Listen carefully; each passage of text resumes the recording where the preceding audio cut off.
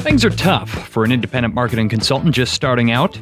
Unfortunately, there's nobody out there throwing themselves at you saying, "You're a marketer? You just started your own business? Oh my God, I've got so much work to throw at you. Here, come have some money." Speaking from disillusioned experience here, that's not how it works. You've got to grind. And when an opportunity finally comes along, if you've been grinding long enough, you might be ready to jump at just about any old thing that comes along. John Jantsch knows, the founder of Duct Tape Marketing, a well-known firm and podcast. He's been grinding since the 1980s. And early on in his career, before he'd found his niche as a small business marketing maven, his mere association with one of his early clients landed him on the receiving end of a federal grand jury subpoena. That was a knock on the door, and I'd never wished for it to be an insurance salesperson worse. The ordeal isn't an experience that he much likes to talk about, even these days. But in today's episode, we'll parse some of the takeaways from John's cautionary tale, glean some lessons from his more than 15 years as a podcaster, and catch a few tidbits about his new book.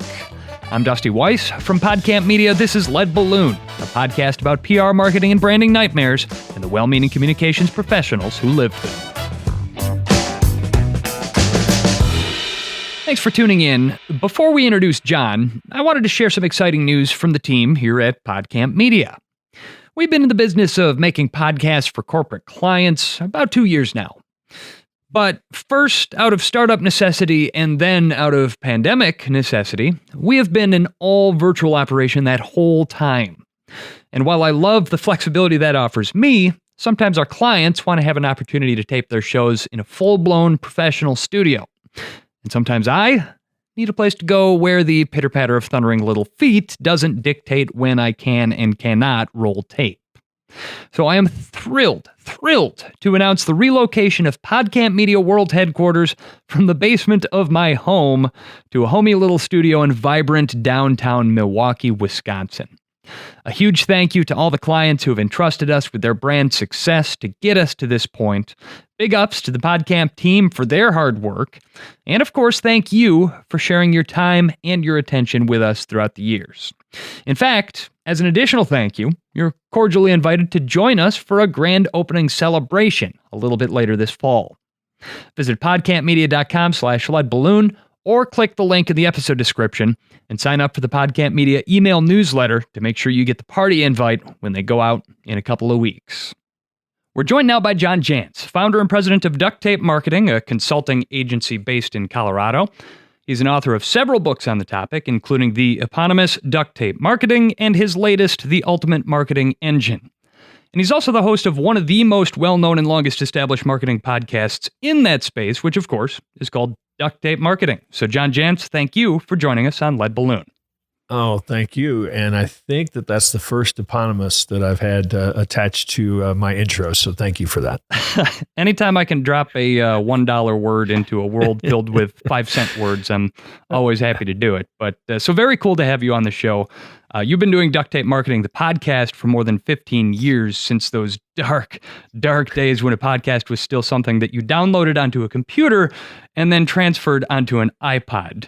You're one of the most widely cited and often recommended podcasts in the marketing space. And so in a little bit, I want to pick your brain a little bit about the success of that show. But first, you and I talked previously about the dangers of starting out as a consultant, about how early on, it feels like there are wolves at the door and you just need to take any client who comes along. And certainly that's a feeling that I know all too well as someone who's just 2 years into his trajectory as a business owner. So take us back to early in the history of Duct Tape Marketing. What led you to launch your own operation in Kansas City?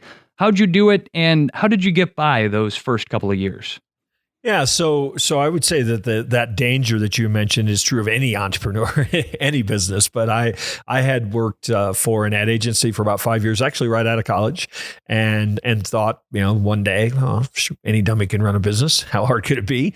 That was my business plan, in fact, I think. But jumped in like a lot of people and hustled work. I worked my connections of people I knew, big companies, little companies, big projects, little projects, pretty much anything somebody said, well, we need this. Can you do that? My answer was always, sure, I can do that. And so to some degree, that's how it should be. And what I mean by that is very rarely could we say, I'm going to start a business that is going to focus on dental practices and this is all I'm going to do, because we just don't know enough about the market. We don't have any experience. And so a lot of those early years is about gaining the experience to maybe fully understand what your business should be or who you should focus on. And I think that's why it's so often that companies pivot, because they come up with this grand plan in a room, or a garage or whatever it is, where they come up with a grand plan, but without real world data and testing and trying and learning what the market needs, you really can't end up, I think, where you're going to end up. So I ultimately did decide or focus in on the fact that I loved working with small business owners.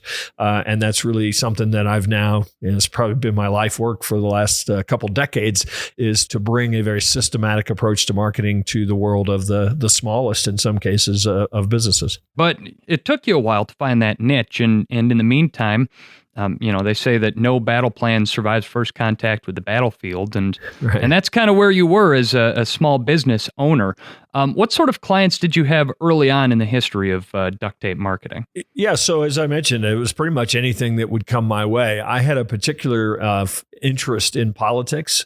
I was young and naive. And so I too once did politics, and that's why I have the haircut that I have now. So I thought that was a really cool happening space. You could make a difference. And frankly, they're very much in need of marketing, especially since the world was just at that time starting to dip their toe into the online world. And so a lot of industries were like, hey, we're behind the eight ball, on this. We don't know how to fundraise or communicate online. And so there was a lot of opportunity in that space too. I had corporate clients as well. I even had some small businesses that kind of looked at me as their marketing department.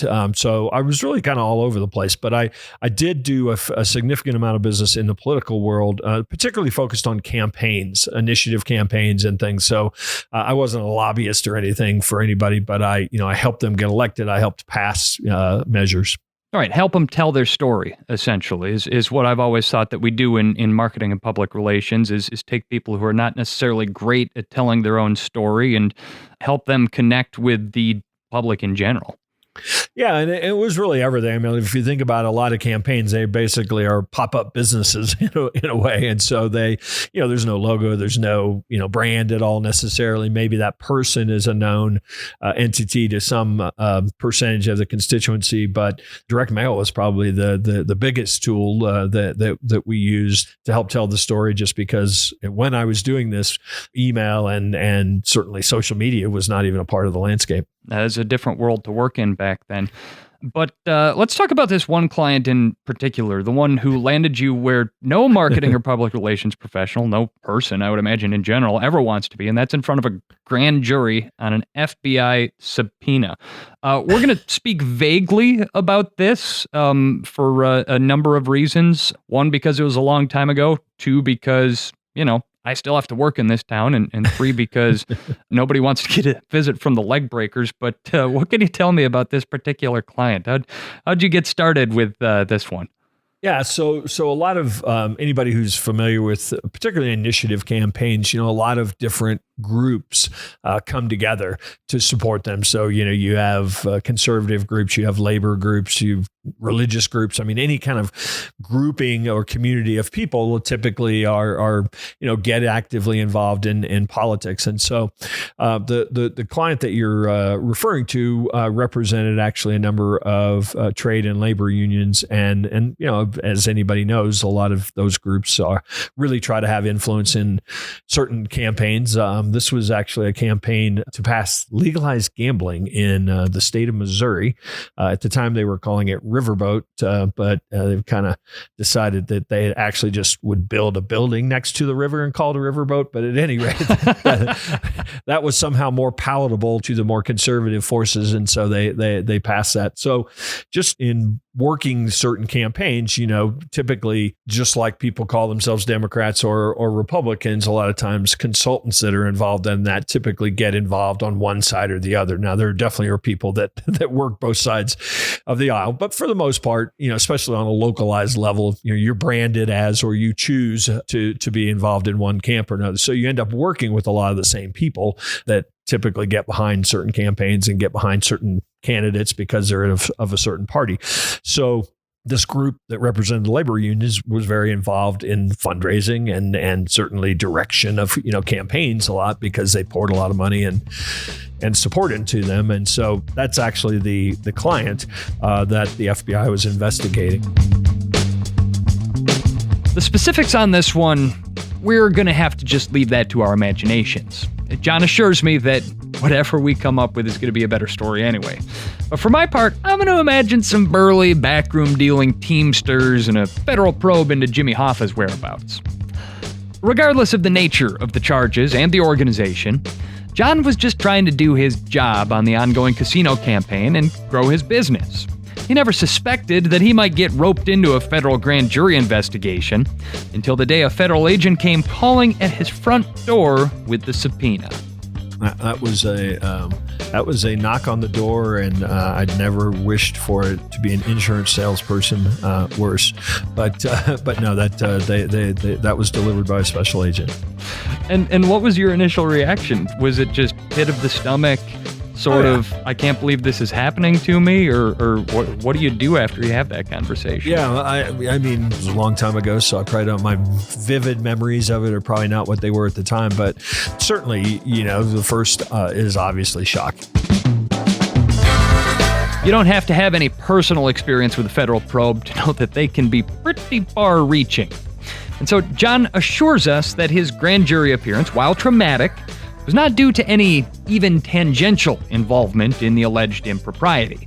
After one or more of these campaigns, they basically called in anybody that showed up on their books as a vendor, if you will, which included me, and just wanted to know what you knew. Now, the good news is I knew very little. That's a good place to be in a situation like that. Yeah, that's right. My story was totally uninteresting to them, and so it was a very in and out, no repercussions, for me at all. I mean, it definitely was the wake-up day to say, yeah, I get to choose who I work with and not the other way around. But I think it was more than that. I mean, it was probably also the moment I said, I'm out of this industry as well. So obviously that was a big shift too.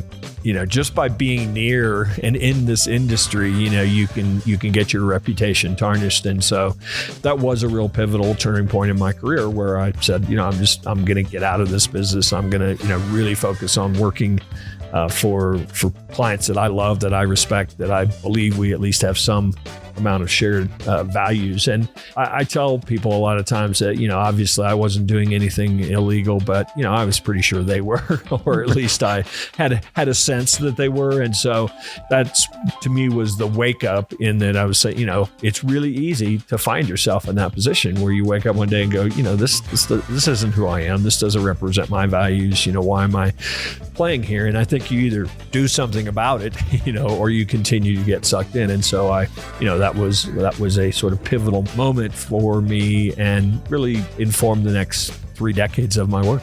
That work would come to include one of the most well-known and longest-running podcasts in the field, Duct Tape Marketing. And so, coming up after the break, just to record the show was hard, then just to get somebody to listen to it, was hard. So obviously, I think that was a lot of the drag on why it actually didn't take off immediately back then. The evolution of podcasting as a marketing tool from the guy who's pretty much been doing it longer than anyone. That's in a minute here on Lead Balloon. We're coming up on 50 episodes of Lead Balloon, and it has been a real treat to get to tell these stories.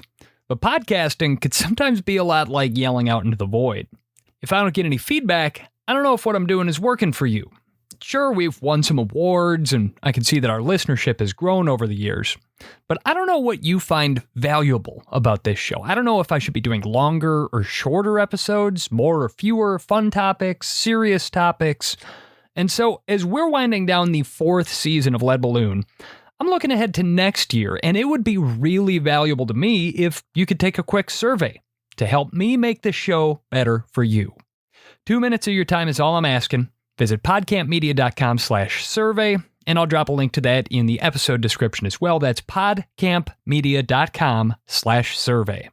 And speaking of milestones, hey, here at PodCamp Media, we recently published our 250th branded podcast episode on behalf of clients. If you want to learn more about launching a podcast for your brand, visit podcampmedia.com. Let's get a meeting on the calendar. This is Lead Balloon, and I'm Dusty Weiss. A cursory Google search for best marketing podcasts will yield many results, including this one, which was named Marketing Podcast of the Year by Adweek in 2020. But a constant presence in those search rankings is John Jantz's Duct Tape Marketing, not only because it's a reliably informative show, but because he's been doing it since before most people even knew what a podcast was. You launched Duct Tape Marketing, the podcast, in 2005, and for those who weren't into podcasting back then, I'll tell you this, it was a labor of love for both the people that made the podcasts and the people who consumed them. And I just want to note that in the years since 2005, I have had 9 different jobs in media and strategic communication, John. And I'm not sure that I could name them all without having my resume in front of me right now. So what made you jump into the podcasting space, and what made you stick with it for so darn long? So a couple things. I started blogging in 2003, which was certainly not the first blog, but very early on in when people started doing that. And I really saw podcasting as the next thing, as an advancement of that. And I think people even talked about that. Oh, audio blogs now are really going to be it. Audio blogs. but you're absolutely right. It was hard on both ends, which was really never a good thing. It was hard to produce, but it was also hard for people to listen. There was software out there called podcatchers that people would have to actually download in order to subscribe to your show. Now, it still used the RSS technology that we use in many, many ways today, but it was new enough that just to record the show was hard. Then just to get somebody to listen to it, was hard. So obviously, I think that was a lot of the drag on why it actually didn't take off immediately. Back then, I mean, I would say you could point to about 2010, 2011 or so when podcasting just really took off. And so that kind of gap years in between there, it actually kind of faded. 2006, 2007, all of a sudden this thing called Twitter and Facebook came along for people, and that became the new hot groovy thing for people to do. And so podcasting kind of fell by the wayside. The second part of your question, I mean, why did I stick with it? I didn't really get into it to build a giant audience. I got into it because it gave me an excuse to call up or to email people that I wanted to talk to, who all of a sudden were more interested in talking to me because I was going to promote their new book or promote their business or something.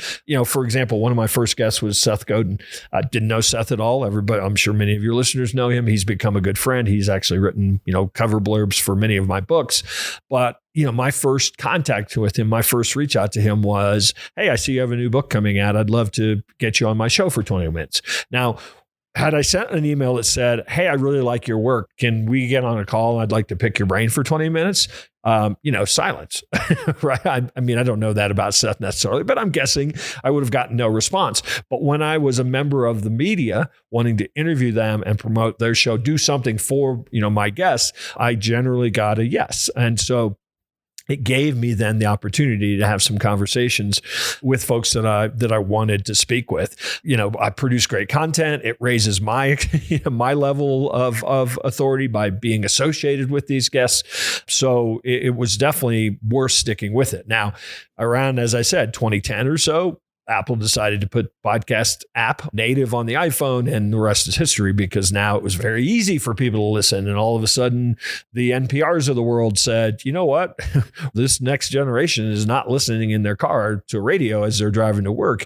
We need to be in these places too. And so now, obviously, it's a giant industry. It's a giant medium. And frankly, I don't study these things necessarily, but I think it's still in its infancy in some ways for a lot of folks, because, a a lot of brand advertisers, we have, fortunately, because I've stuck with it, built a very large audience. And so it's the hottest area at which brand advertisers are now contacting us to want to be a part of the show, want to be a part of our listener base. So, sticking with it has paid off. But I really tell people all the time, I would have done it if, I only had 2 listeners because, especially I think during the pandemic, we couldn't see anybody, so it was like it was my lifeline, to really being able to connect and network with some of the smart folks that I get to interview. Yeah, people ask me, okay, where do you get your clients at PodCamp Meeting? And I tell them it's kind of 3 different buckets. And the first one is just the word of mouth, which is, a classic marketing tactic that you come to rely on. The second bucket is the content marketing that we do via this show. People listen to Lead Balloon and they say, oh, I really like how you guys make podcasts. Can you make one for us? But the third one, and the one that surprised me the most, is people that I reached out to have them on the show as guests, who then turned around and finished the conversation and say, so wait, your business model is you just make a podcast for anybody that hires you to do that? And we say, that's what we do. And more often than I think I expected, they turn around and say, well, I think I got a job for you. Yeah, that's right. I will tell you, if you have any small business listeners out there thinking, oh, podcasts are, it's too late for me to get into podcasting. I tell people all the time, so who's your ideal client? Who's your target market? Okay, it's mid-sized company CEOs. Great. Start interviewing mid-sized company CEOs, around the country, companies that you admire, companies that are prospects that you would love to get on their radar, because you will, as a member of the media now, you will be an invited guest. You'll get to meet some of the people who would never return your email or your phone call. So it doesn't have to be, you don't have to look at this and look at, shows that have huge followings and have sponsor ads and all those kind of things in their shows. Use it as a lead generation, as a lead mining tool, which is also going to produce awesome content for you. Now, by the same token, you better make sure that when you reach out to that mid-level CEO, that you're coming at them with a pitch that is professional and polished. And when you get them on the phone to interview them, that it's not just this sort of bargain basement level of podcasting, but something that actually reflects well about your business in a way that makes them want to work with you further on down the line. And so I coach people that, you've got to make sure that you're putting your best foot forward in your podcast production process as well. But I'll say this too. I cite your podcast regularly as a cautionary tale for new podcasters. Not that there's anything wrong with what you do or how you do it. There's not. You've been doing it for a long time and you're the best at it. And that's what I tell startup podcasters, that if they're getting into this space, they need to come with an original idea. That's how I arrived at the concept of Lead Balloon, for instance, because I wasn't going to launch a marketing podcast and jump in and out John Jantsch, the John Jantsch. So if you were new to this space today, and if you were launching a marketing podcast tomorrow, how would you go about it now? Well, I think a lot of it depends on your objectives. I mean, what are you launching this for? I mean, in your particular case, to get podcasting clients was a big part. I mean, it is a logical thing, but I think that would also dictate who you would interview and how you would approach the show. But if I'm that local accountant and I'm thinking, how can I differentiate? Launch in your town, interviewing whoever your target market is, or maybe come up with a particular topic or two that are problems that a lot of businesses have in the world of accounting, and really focus on solving those, or having conversations with people about solving, a particular problem or set of problems. I mean, I agree with you. I mean, does the world need another show where an author interviews a bunch of marketing authors? Maybe, but probably not in terms of ultimate reach for your goals. So that's I really come back to it, and I know it feels a little too much of a consultant answer, but what you do and how you do it, no question, you always want to stand out. You always want to think about what problem is this podcast prepared to solve for people who would listen to it. But a lot of it's going to be dictated by your overall objectives. For me, my objective was never, I shouldn't say never, but it was not originally to make money with my show. It was to have conversations. And so the beauty of that is that's why I stuck with it. That's why I, muddled through. We haven't even talked about the technology in 2005. What were you recording on back in 2005? I have to know. Nobody had Skype. So you and I were recording on Riverside. Nobody had Riverside. I mean, that's a new invention. I actually was able to acquire a device that I could plug into a telephone that would allow me to then plug a digital recorder, little portable digital recorder. So people would call me on the phone. I would plug this device in and I would hit record. And then after we were done, of course, this is all just on one track. After we were done, I would take that over to the computer, and I had to get some adapter, I think, for a USB device, and I would upload it to the computer from the handheld device that I had.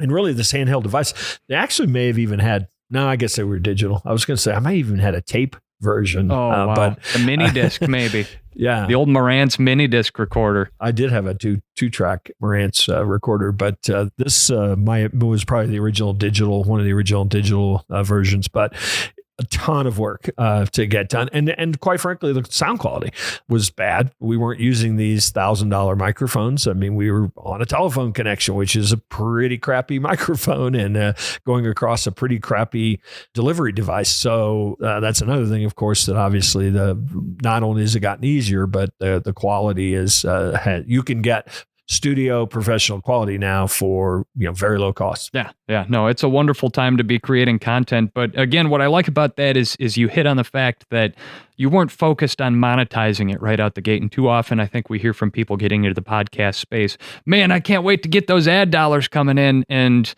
I think what gets lost in that conversation, at least until they talk to someone who is expert in this space like you, is that monetization comes later. You need to focus on putting out good content that connects with people and serves a niche and answers a question that they have before you ever start focusing on monetization. Well, and that's true of you think about it, just every sort of relationship and connection and marketing channel. I mean, put value out there first and the money will come.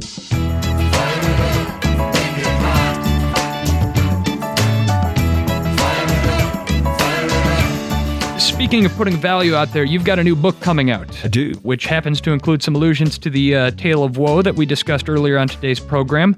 Where do we look for that, and how do we get our hands on a copy? You bet. So it's called The Ultimate Marketing Engine, and it's 5 steps to ridiculously consistent growth. So it is essentially a strategy book that is an evolution of I've continued to practice marketing every day, for the last 30 some years. So it's an evolution of my thinking on marketing. As far as getting a copy of the book, there is a companion website. It's just theultimatemarketingengine.com. You can get some free chapters there to get a sense of it. I've also got if you pre-order a copy of the book, you can pick up a companion course for free. That's some videos and worksheets. And really this, I like to talk about this book as almost being like a workshop contained in a book, because every chapter I give you action steps, and all those action steps have forms and tools and resources to help you accomplish the action steps. So if you get the book and you'll get the links to the resource pages, you'll find that this is a book you can really take a lot of action on. Well, ridiculously consistent growth is something that I've been looking for. What's step one? How do we? Can you give me a little preview of this? Sure. So the first step I really introduce in the book is to map where your best customers are today, and then to understand or discover where they want to go. So a lot of people, a lot of businesses are very engaged in selling what they sell. We help people create podcasts. But for example, and people come to you probably in the stage where they don't have a podcast, or they have a podcast, but they haven't been able to be consistent and it's kind of crappy quality or something. So you probably recognize, here are the characteristics of somebody in that kind of starter stage. Here are the challenges they're facing, because we see it every day.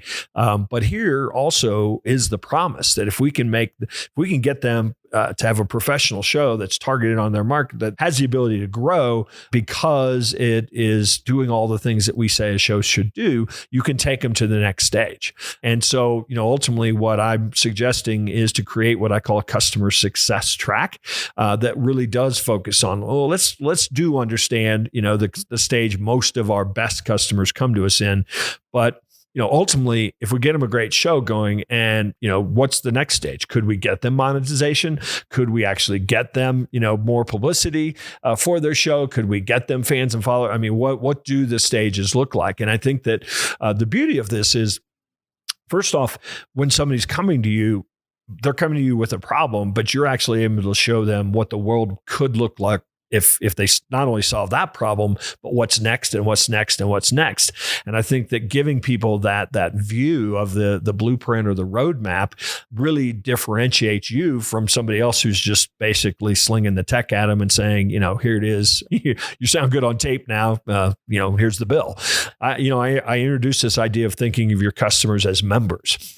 They don't just come to you for a transaction. They actually start coming to you for a transformation in their business or in their life. And so what would that roadmap, that customer success track, as I call it, look like? And, I've built it completely for marketing because that's what I've been doing for 30 years is helping people mature their marketing and grow their businesses. But my contention is that really every business out there, regardless of industry, could start taking this approach. And there's a lot of really practical reasons for it too, because people come to us in the foundation stage. Their website's not working. They have no content. SEO has been kind of an afterthought. We know that if we complete a series of milestones while they're in that stage and tasks associated with those milestones, we can move them almost guaranteed to the next stage. And so from a training, hiring, messaging, mission, even for our business, this customer success track actually is the overarching strategy for our business now. I've been kind of talking through some similar principles actually with the folks on my staff. And one thing that I'm trying to drive home to them is that we don't sell people podcasts. We sell them essentially confidence. We sell them the ability to go to their marketing team and say, hey, what we've got here is a really good piece of content that represents the company well, and the ability for them to not have to worry that it's going to get picked apart by their management team. Yeah. And we sell them the coaching that it takes to, when we've got someone who's going to be hosting their own podcast and serving as the voice for their brand, we sell them the confidence of being able to feel like a rock star when they sit down behind that microphone and take away the worry of, what are people going to think of me? What if I stumble on my words? What if I don't come across as well as I want? By knowing that we're going to have a team of editors standing behind them to be able to cut up their thing and make them sound like a professional orator, whether they're having a great day or not. And so I think that there is a ton of wisdom in that, John. Yeah, thanks. The real key there, though, is, I talk about making your customers successful. You can't make every customer successful. So you really have to understand, our best customers, the top 20% of our customers, what is it about them that makes them our best customer? They're generally profitable. They have the right mindset. They're in your business. I'm sure they have a plan for where they're trying to go with this. And so one of the real key steps to this is not just to build this customer success track for the world, build it for the top 20% of your current customers today so that you can A, go out and find more of them, focus on finding more of them, and B, figure out how to grow with them. And so many businesses are ultimately focused on getting more customers, which is great. Nothing wrong with that necessarily. But my contention is that the top 20% of your customers, some percentage of them would do 10 times more business with you today if you had a way for them, or if you discovered a way for them to do so. And maybe even some smaller percentage of them would do 100 times more business with you if you thought in terms of helping them go from where they are today to where they want to be or where they want to go. And that's to me, retention and repeat business and evangelists for your business, that's where your greatest source of lead generation and growth and momentum comes from. Well, I'm sure that there are a ton more insights like that in the book. It's certainly something that I'm going to plan to check out. But John Jantsch, founder, author, and host of Duct Tape Marketing, the agency, the book, and the podcast. DuctTapeMarketing.com is your website. Your new book is The Ultimate Marketing Engine. It drops later this month. John Jantsch, thanks for joining us on the Lead Balloon Podcast. Oh, pleasure. Thanks for having me. That is going to do it for this episode of Lead Balloon. If you find value in the show, do me a solid. Take out your phone, pull up your podcast app, and find the share button. Your recommendation to your friends and colleagues is still the best way for me to grow the audience and produce more and better PR and marketing disaster stories, so tell your friends, please. Lead Balloon is produced by PodCamp Media, where we provide branded podcast production solutions for businesses. Check out our website, podcampmedia.com. Follow us on Facebook, Twitter, and LinkedIn. And until the next time, folks, thanks for listening. I'm Dusty Weiss.